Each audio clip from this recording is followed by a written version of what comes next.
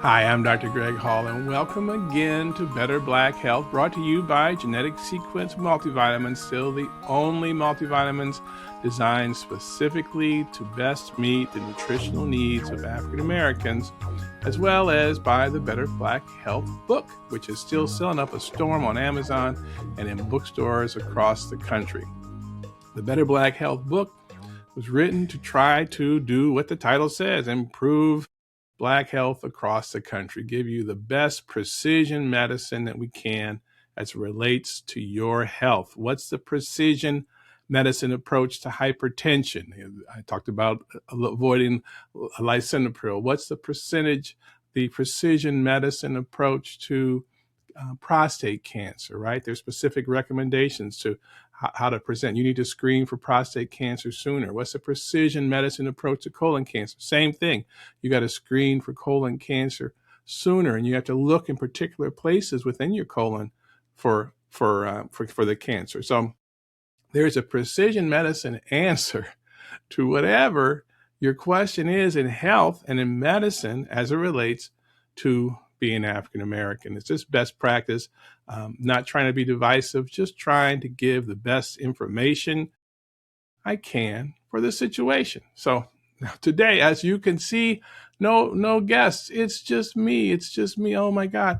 What's funny is over the last 5 years we've been doing this podcast is that the ones with just me do pretty well. They do pretty well too. It's just you and I.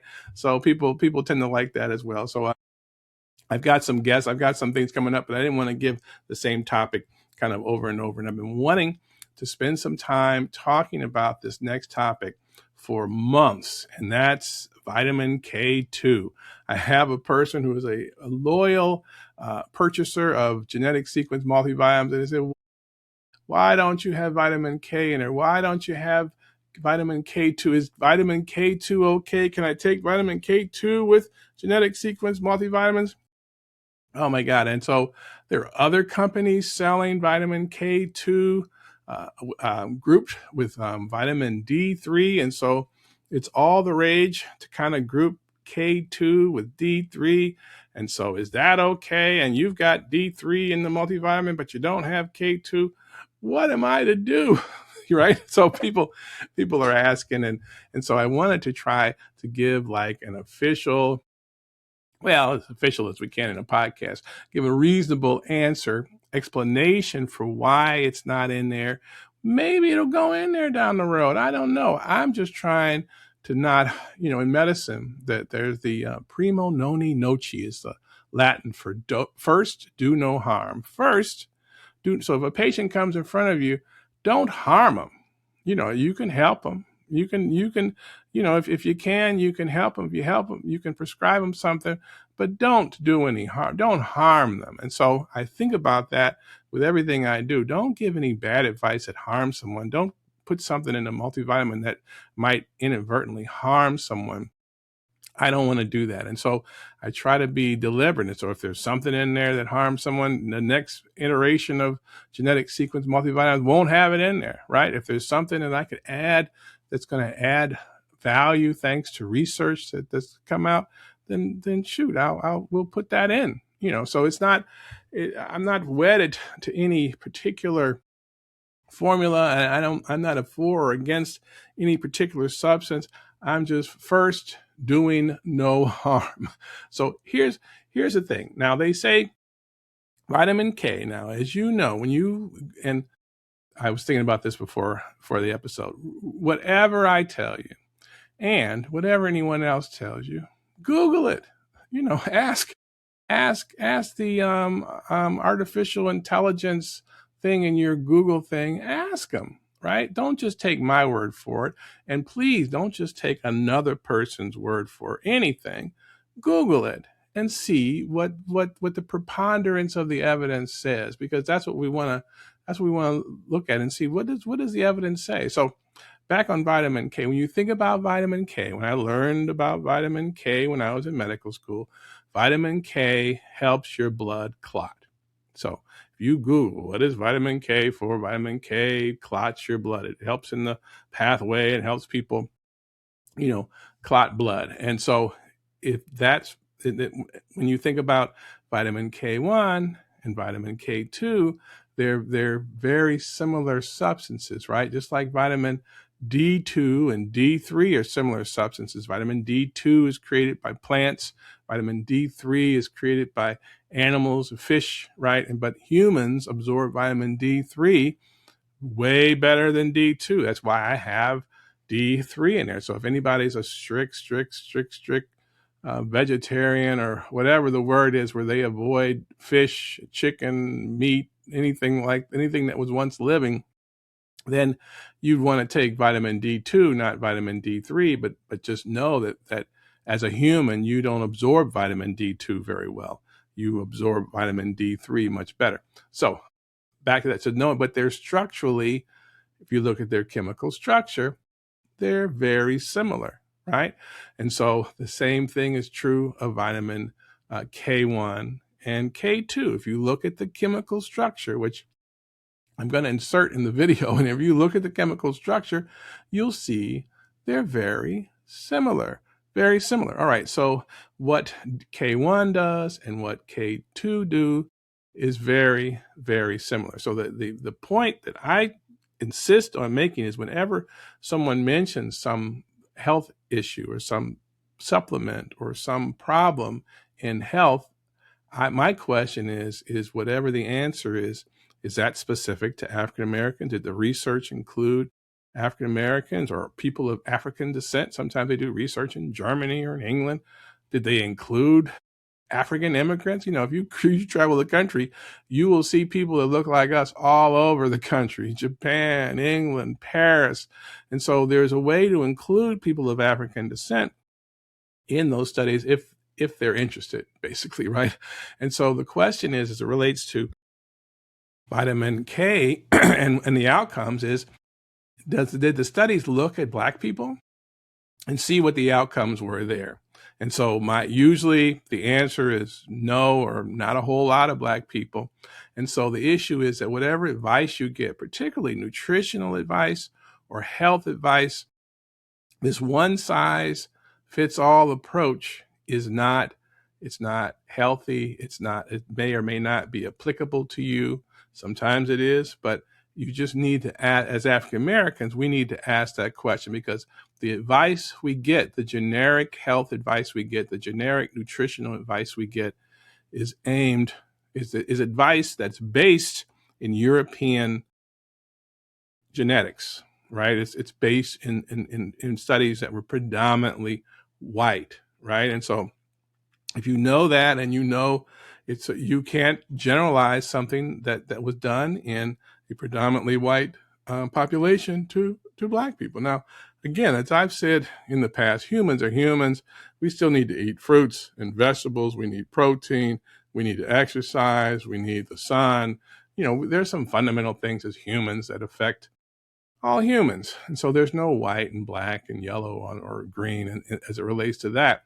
But in terms of nutritional advice and vitamin and mineral advice, those of us that have our roots in Africa, usually the answer for our tolerance or intolerance of that is the fact that we spent many, many centuries on one continent in a very limited area. I mean, there was no plane travel or much in the way of water travel. So we spent many, many times in one particular area, and our bodies then optimized for that area. We were optimized to be, us African Americans that are of slave descent. I heard them say foundational African Americans. I've never heard that, but whatever. African Americans of slave descent were descendants of African slaves that were inland slaves that came from areas that were very replete, very, very low in salt.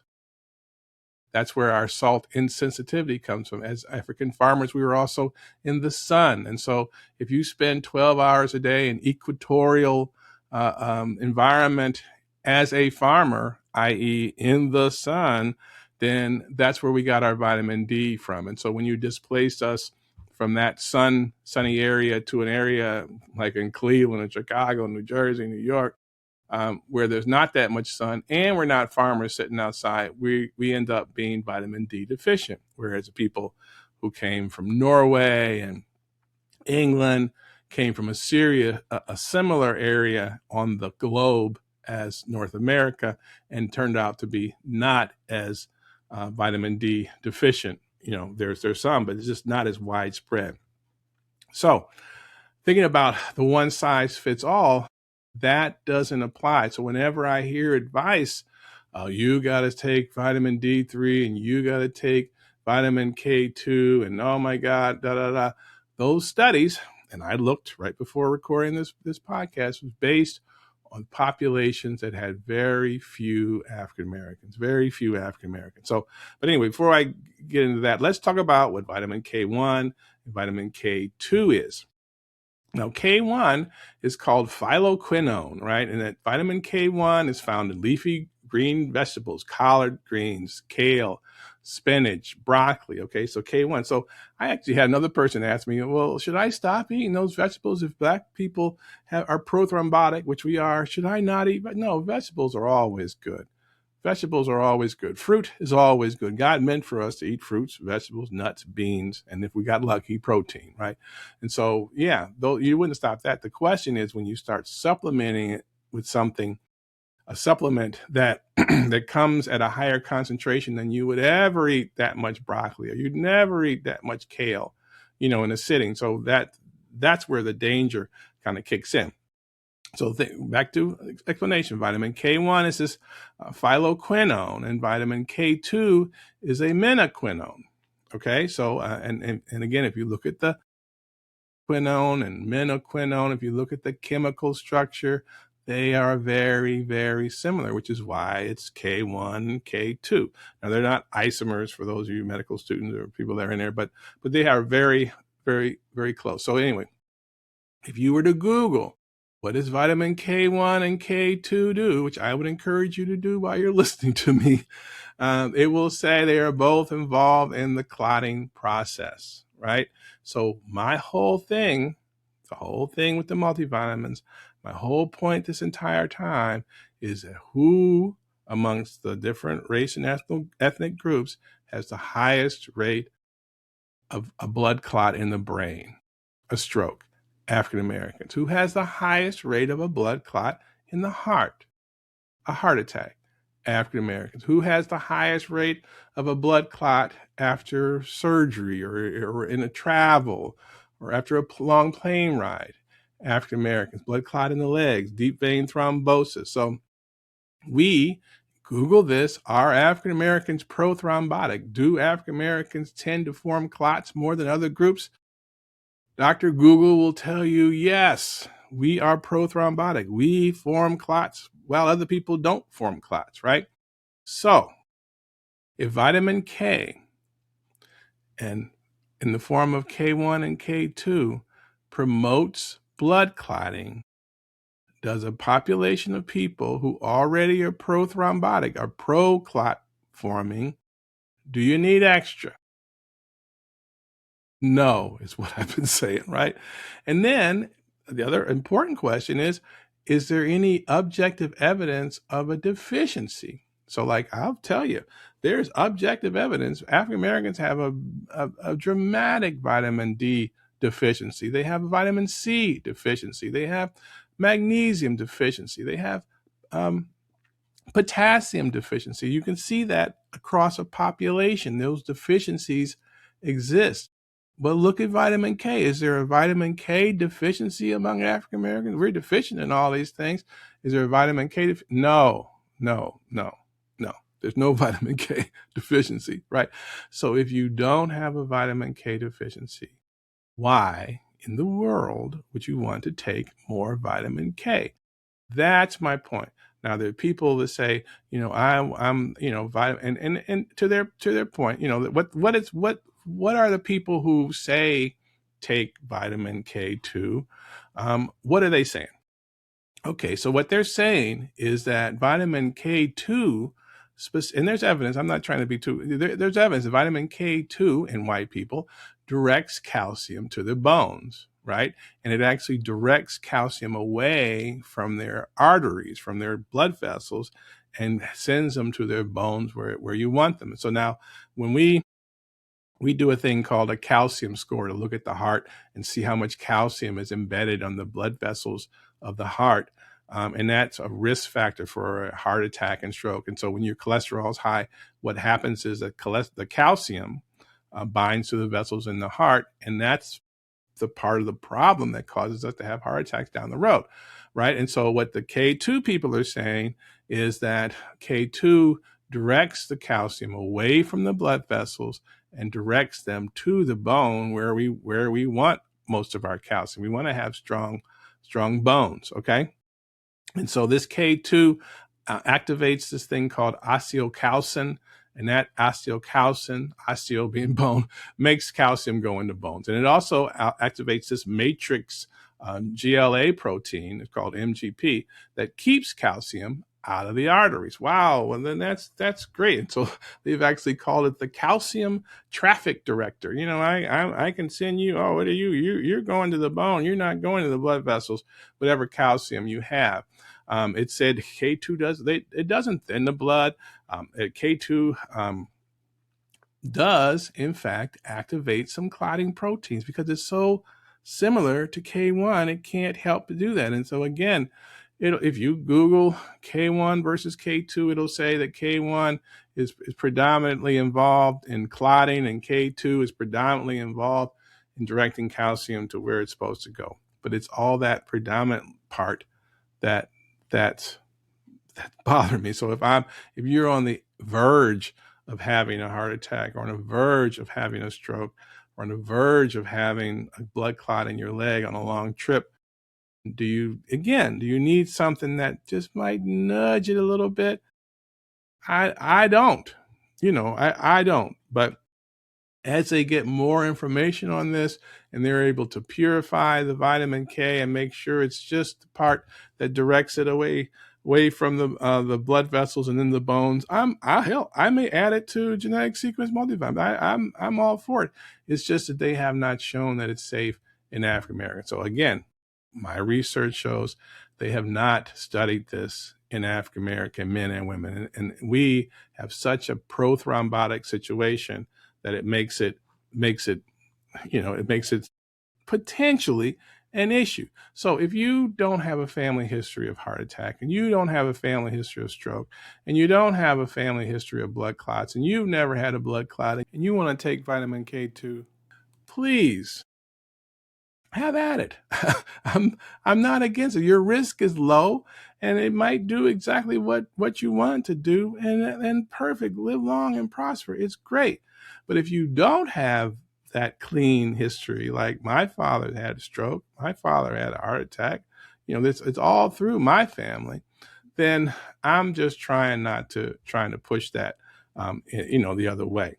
So now, in terms of grouping it with vitamin D3, I think it's great that they group vitamin D3 and K2 because they're following the logic of, vitamin D helping with bone metabolism. So the conventional knowledge related to vitamin D, before sort of I came along, your conventional knowledge of vitamin D was vitamin D helps promote bone health, right? That's what you knew about vitamin D before I told you. Vitamin D is also associated with immune system problems, HIV, STDs, diabetes, hypertension, schizophrenia. I mean, the list just goes, depression, the list goes on and on, the things that vitamin D deficiency is associated with, right? Vitamin D deficiency is associated with that host long list of bad things that are also all disproportionately happen in African Americans, right? And so, but the big thing you think about vitamin D with, again, before I came along, was bone strength, right? So why you would combine the vitamin that does bone, vitamin D3, with the vitamin that coordinates calcium, potassium, and oh my God, it's like peanut butter and jelly. It's the match made in heaven. You put those together. I get it. I get it completely. And so it's It's a thing where influencers think they discovered, the cure for everything. They're pushing vitamin D3 and K2. Oh my God, you got to do it. But I'm just saying, just for a second, stop and think. I am not against you taking vitamin K2 with vitamin D3. What I'm against is you doing it without having a full amount of knowledge that you need to have, without getting the Black health perspective that, for now, only I provide, right? And so it's important that you think about that. So the vitamin D3 brings the calcium in, K2 directs it right to where it's supposed to go. That's supposed to, decrease your risk for osteoporosis, increase your bone density, make the world, a better place. But it's just important to know that as African Americans, we have this thrombotic situation with high stroke, heart attack, DVT, pulmonary embolism, and all those things. And guess what we have?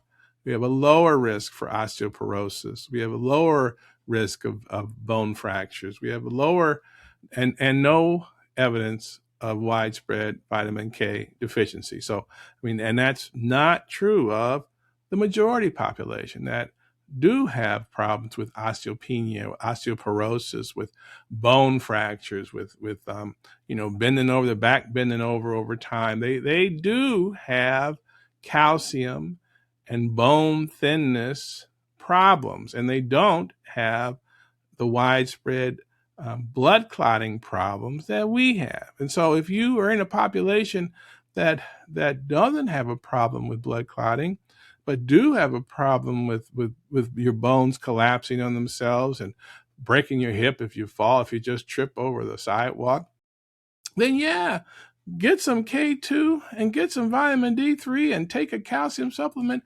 Please take double, take double, right? But because you need it, right? But you can't. The advice that they're given to Miss Zelensky down the street does not apply to Aunt Mabel. It just doesn't. It just doesn't. And so, and it's unfortunate that the doctors are giving that advice like that, because that's kind of what they've thought about. So, what I want you to think about before you take some vitamin K2 is, do I have a vitamin K deficiency? Odds are you don't. What's my clot risk?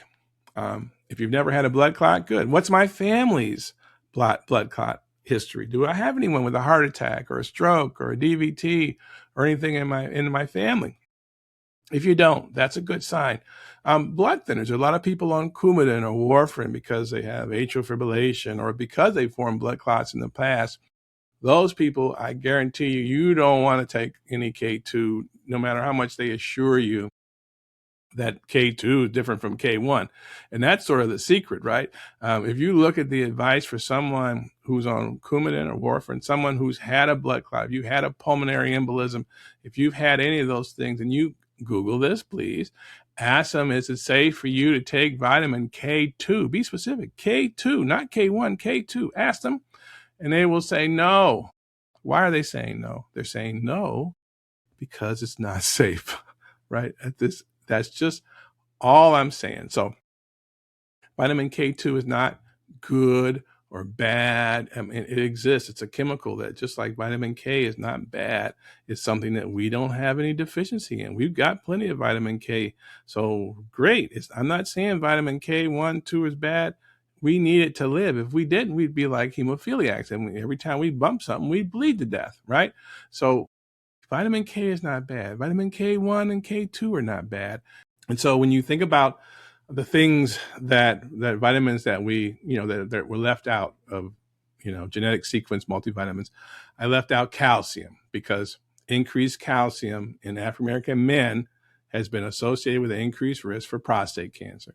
No one wants prostate cancer, right? Selenium was associated with an increased risk for lung cancer, potential. But who has the highest risk for lung cancer? Black people, right? Vitamin E was left out. You won't see vitamin E on the label of genetic sequence multivitamins. Vitamin E was left out because it was also associated with an increased risk of aggressive prostate cancer.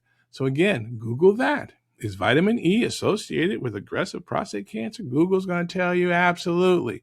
So my whole extra point that Google's probably not going to tell you is that who has the highest risk for prostate cancer? Who has the highest risk for prostate cancer? African American men.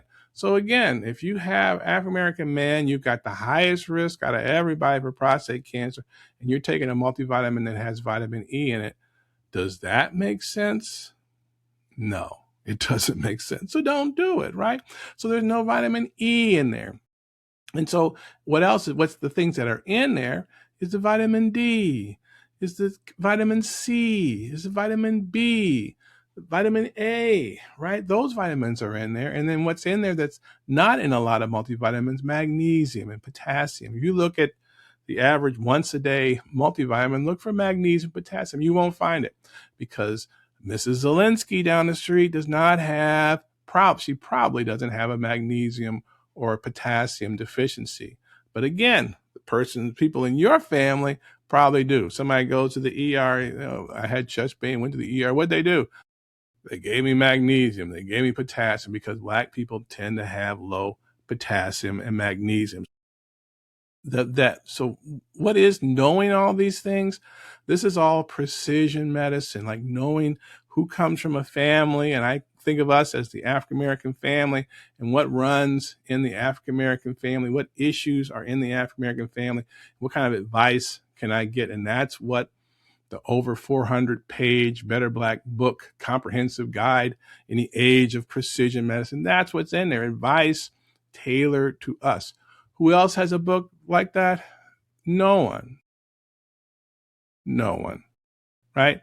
It's affordable. It's on sale on Amazon. You can order it from a bookstore wherever you want. All I'm trying to do in whatever time I have left, which I hope is going to be a lot, but you never know because I'm African American. I got to die prematurely like everybody else in the Hall family. But all I'm trying to do is try to improve people's health, or at least improve their awareness of these little nuanced differences that can make a difference. So as always, you want to ask your doctor specifically about these things, but it's important that, if you Google it, take a screenshot of it and show them, because a lot of times they don't know. Many times they don't know, but that doesn't mean that they're being malicious or anything. It just means that you need to do better. So that's all I have for the vitamin D2, D3, vitamin K1, K2. That's what I got for that, right?